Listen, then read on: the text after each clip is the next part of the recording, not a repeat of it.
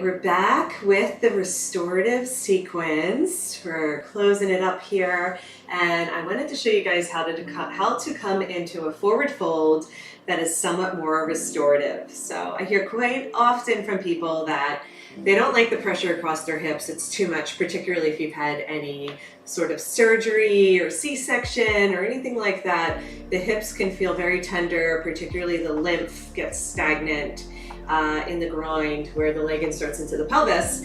And so it's hard to come into forward folds and relax into it. So we're gonna come in through skydiver and we're gonna give it a go, okay? You can always just do some forward folds with the leg loops in your hands like I was showing you earlier. That's why we started like that. Or you can just hang by your elbows. You don't even have to use the swing across the hips.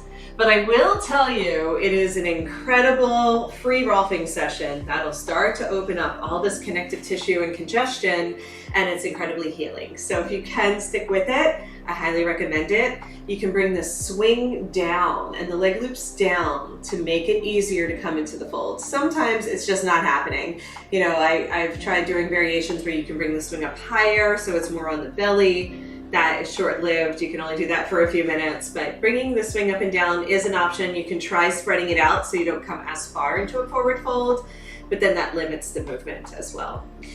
Let's come through our sumo. Inhale, find your pillar. Exhale, wrap your arms around, getting in tune with the three hollow spheres, opening up the flow of the energy lines. Coming through sumo, I have my swing a little lower. I'm gonna just heel toe wide and come right into the leg loops. But what I'm gonna do is take the swing from behind my back, bring it overhead, and I'm gonna push it down so it's touching the top of the legs. And come down with control, bringing your hands to the front of the mat, walking your feet to the back of the mat, giving your legs a lift to adjust. So we're bringing the energy down, but we wanna still create the long lines of energy and undulation through the spine.